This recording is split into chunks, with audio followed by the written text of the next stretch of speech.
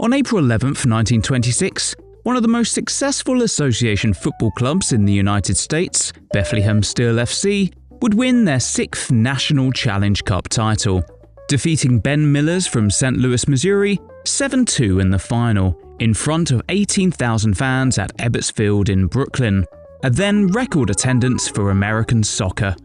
Just 4 years later, the club wouldn't even exist, sucked into the vortex of teams that would perish courtesy of the footballing shitstorm that was the United States Soccer War. Contrary to popular belief, association football in the U.S.A. was popping off decades before Dianna Ross and That Penalty, or David Beckham transforming himself into a walking American billboard.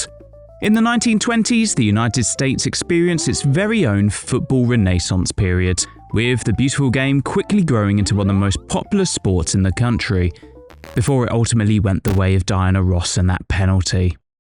So, what happened? How did the USA go from this soccer golden era to ending up with something closer to a tin or lead era? I need to work on my metaphors. Context! While the origins of association football date back as early as the 1860s in North America, our journey begins in the 1880s, where the East Coast of the United States was the epicenter of a massive industrial-led football boom. Thanks to a wave of migrants from the United Kingdom arriving to work in textile mills and factories, towns like Kearney in New Jersey, Pawtucket in Rhode Island, and Fall River in Massachusetts became hotbeds for the beautiful game.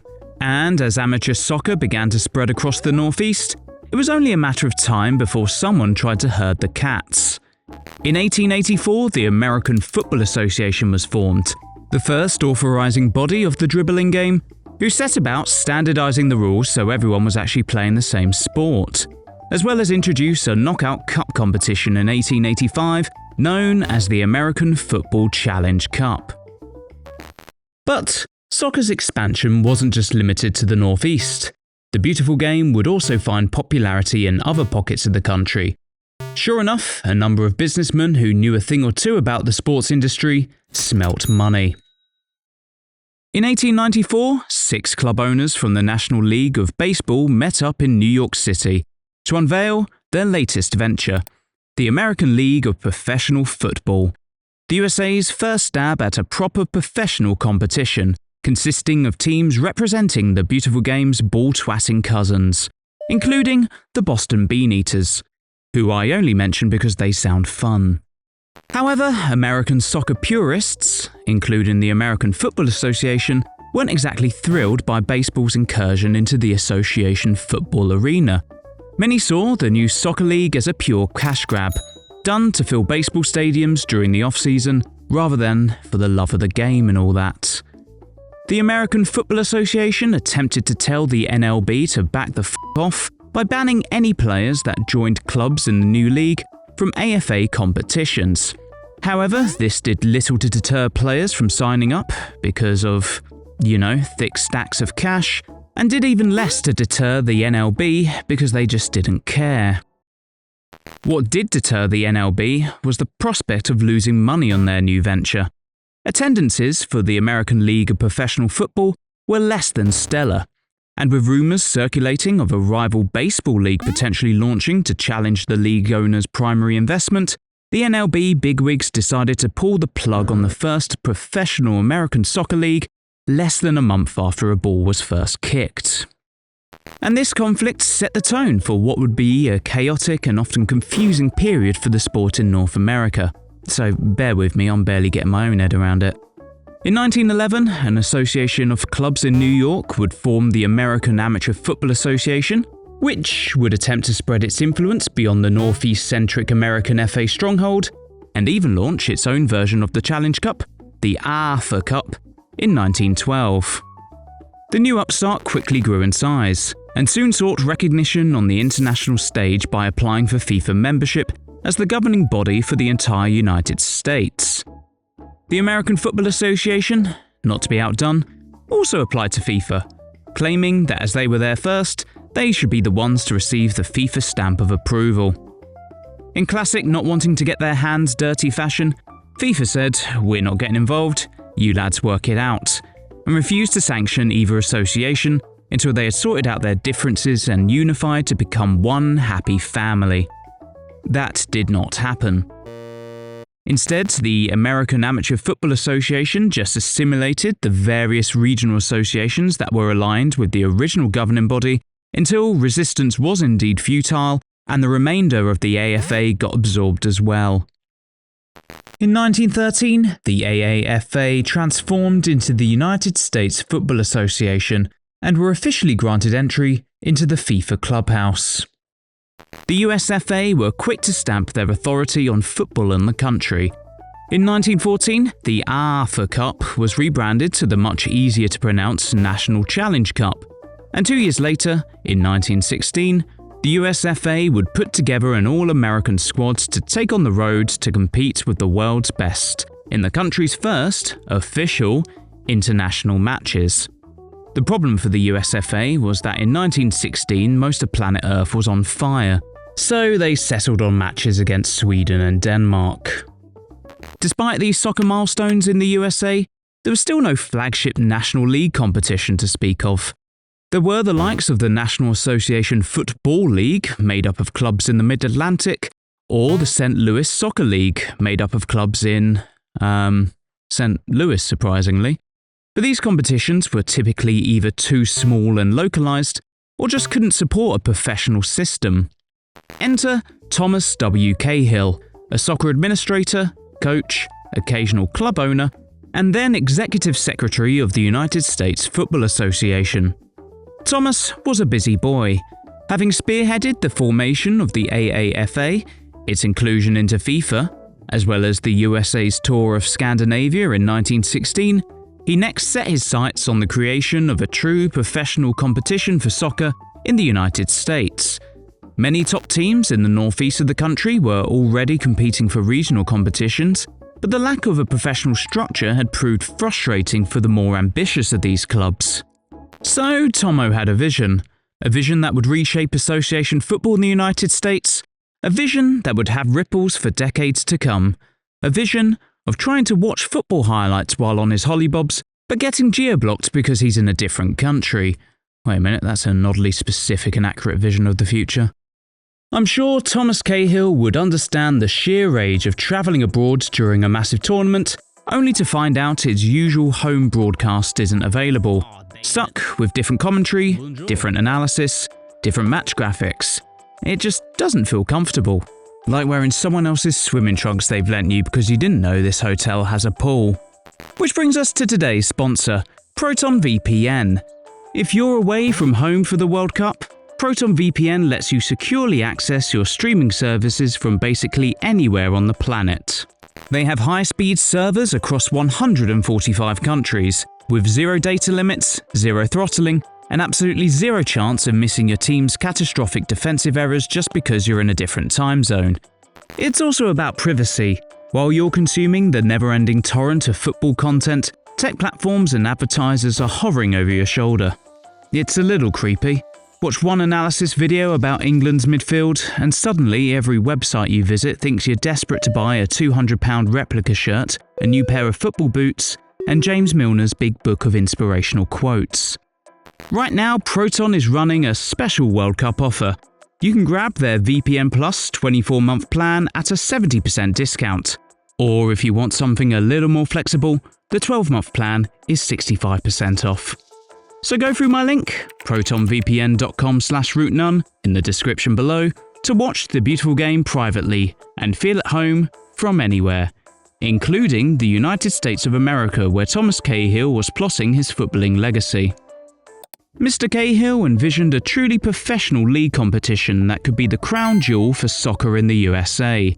After recruiting some of the more disenfranchised club owners, who competed in the National Association Football League and Southern New England Soccer League, Tommy Cahill and friends revealed the American Soccer League to the world in 1921, a brand new professional competition consisting of 7 established clubs, including the giants of Bethlehem Steel FC, which had moved home and rebranded itself to Philadelphia FC, and 1 new club, the normal size by comparison, Jersey City Celtics, which would go on to lose its first 5 matches in the ASL, decide the whole football thing wasn't for them, and then threw in the towel just a couple of months after the season started.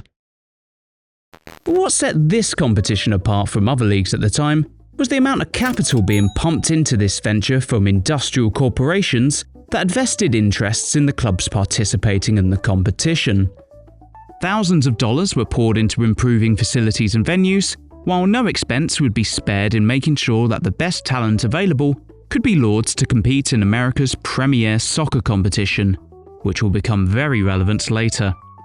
In September of 1921, the American Soccer League kicked off a new chapter for football in the United States.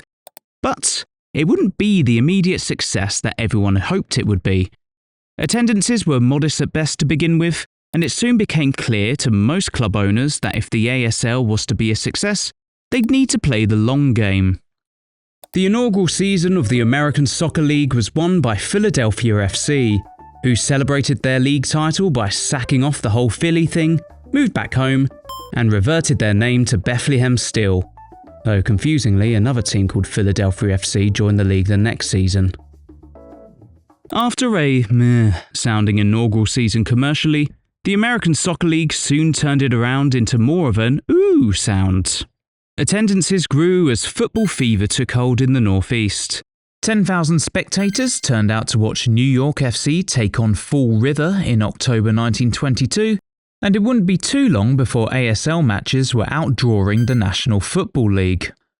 Buoyed by the ASL's momentum, as well as eagerness from other industrial business owners to get their teams in on the action, league officials looked to scale up ahead of the competition's 4th season in 1924, expanding the competition from 8 to 12 clubs. With an expanded league also came expanded ambitions.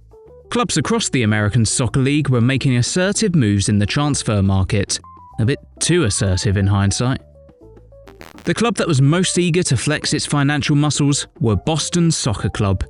Under their president, the unfortunately named Mr. Gag Wood, Boston opened up the checkbook to sign a number of talented players from Scottish football clubs, including Tommy Moorhead from Rangers, John Ballantyne from Partick Thistle, and most notably, Scotland international Alex McNabb from Morton.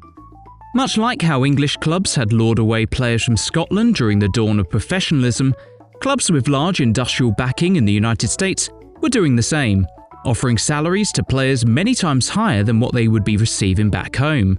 For instance, Alex McNabb claims he was offered £4 per week to stay at Morton, while Boston were willing to pay him the equivalent of £12 per week to make the trip over the Atlantic. And the worst thing about it was, clubs in Scotland weren't receiving a penny in transfer fees, because clubs in the American Soccer League just didn't care about small details like internationally recognised employment contracts. And it wasn't just the Scottish either. When the 1925 Austrian League champions, Hakoah Vienna, embarked on a tour of the United States, their players liked it so much that a lot of them decided to stick around and sign for American Soccer League clubs, while still under contract. Awkward.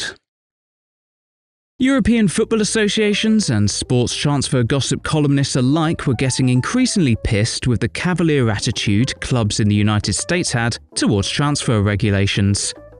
Eventually, enough noise was made about the American Menace, as they came to be known, that FIFA actually had to get off its arse and do something about them.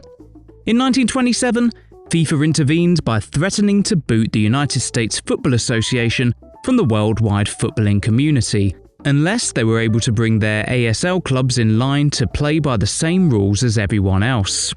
The U.S.A, not wanting to lose their seat at the international soccer table after working so hard to get it, were quick to agree to FIFA's demands, which was incredibly frustrating for clubs in the American Soccer League, who had grown used to having their pick of European talent. This represented a clash in mindset between the two organisations. The United States FA wanted closer ties to FIFA and the rest of the football world, while the American Soccer League were more preoccupied with selling soccer to an American audience. In their minds, the way to do this was not only by bringing over as much ready-made talent as possible, but by also making the sport palatable by Americanizing it with rules that home audiences would be familiar with. These included ideas that were actually pretty progressive, such as substitutions, a sin bin, and even line judges that stood poised like a prehistoric version of goal line technology. None of these were standardized rules at the time across the rest of the world, which created more tension between the ASL, FIFA, and the U.S.A. Just to add to this friction, many clubs in the American Soccer League were fed up of having to compete in the National Challenge Cup, because A, it was financially less lucrative as the U.S.A. took a chunk of ticket income, and B, scheduling. But mainly the money part. With the two organisations quickly bypassing the bickering part of their relationship and moving straight on to actual disdain for each other, there were some within the American Soccer League who thought it was time they started seeing other people. Among those advocating for change the most was Charles Stoneham, owner of baseball team the New York Giants, but more importantly for this video, the ASL's New York Nationals. Charlie wanted a model closer to Major League Baseball, with greater autonomy for the ASL, a Western Conference to accompany the clubs in the Northeast, and an East versus West Super Bowl-styled Grand Final that would act as a de facto replacement for the U.S.A.'s Challenge Cup. Not much then.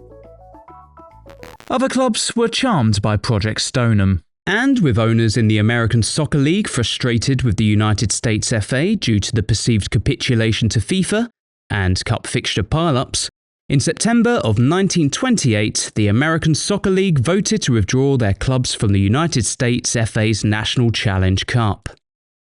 However, the ASL wasn't exactly unified on this front. 3 clubs, partly out of long-term loyalty to the U.S.A. and partly because they quite liked the Challenge Cup, rejected the walkout and crossed the picket line much to the annoyance of the rest of the league. They were Bethlehem Steel FC, New York Skeeters, and the confusingly named New York Giants FC, who were in no way affiliated to the American football team nor the baseball club that Charles Stoneham owned. In retaliation for rebelling against the rest of the American Soccer League, the ASL suspended each of the 3 clubs from the competition and fined them $1,000 dues.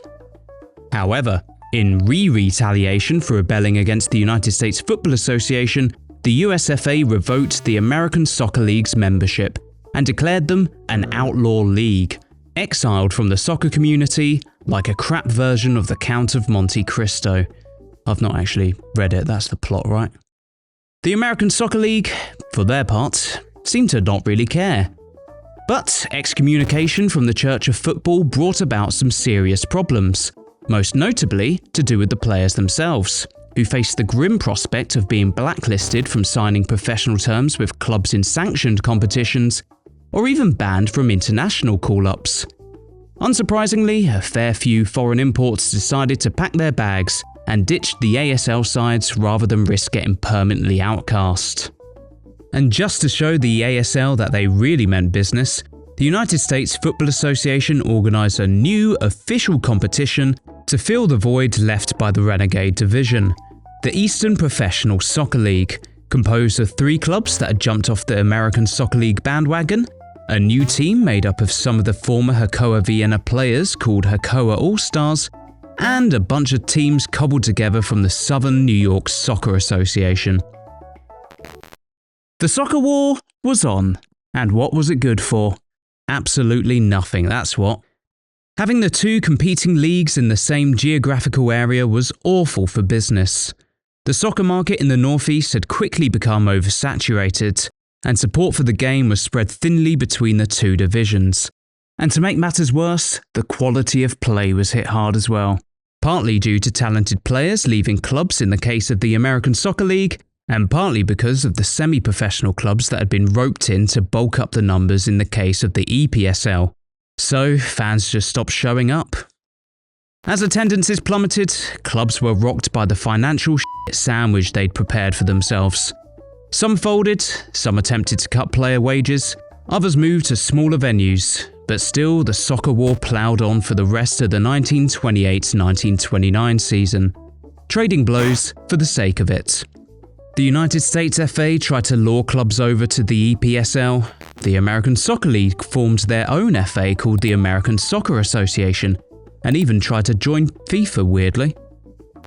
By the beginning of the 1929-1930 season, it was clear to both sides that the soccer war would have no winner. Financially crippled, the United States FA and the American Soccer League would reconcile their differences and finally get the gang back together. Peace in our time. US soccer was saved. Until it wasn't. In a fantastic display of cosmic comedic timing, the stock market crashed, just weeks after the settlement. The soccer war had already drained the financial reserves of the clubs. Now the Great Depression hit the industrial and business centres that had funded the league, as well as the loyal supporters that had remained through the soccer war. Sponsors were broke, fans were broke, that meant soccer was broke. Clubs that had once been the heartbeat for football in the United States were forced to close up shop. Bethlehem Steel FC in 1930, Fall River in 1931, and many, many more. Despite the socio-economic shitstorm and the collapse of the giants of the game, the American Soccer League lumbered on until 1933, when it would finally succumb to the not-so-Great Depression. A new version of the American Soccer League would attempt to pick up the quickly decomposing carcass of the original professional competition, but it was much smaller in scale and amateur in nature by comparison. The fall of the original American Soccer League not only damaged the public's perception of the beautiful game, but its opportunity to develop talent for the global stage. American soccer retreated behind the curtain of amateur regional competitions, and it would take decades for a professional competition to emerge again. And it wasn't the first nor the last time that association football in the United States of America would collapse under the weight of administrative fragmentation and power struggles between competing leagues, commercial entities and governing bodies. From the baseball-infused ordeal of 1894 to the NPSL versus United Soccer Association debacle of the 1960s. At a time when the sport had the popularity, cash, and talent to establish itself permanently in the American mainstream, the whole thing collapsed in on itself, like an over-whipped souffle. Oh wait, I haven't shoehorned in any tenuous wrestling references yet.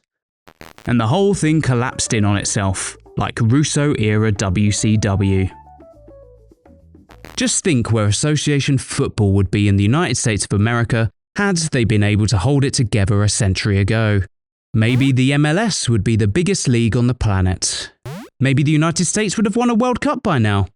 Maybe Dianna Ross wouldn't have missed that penalty. Nah.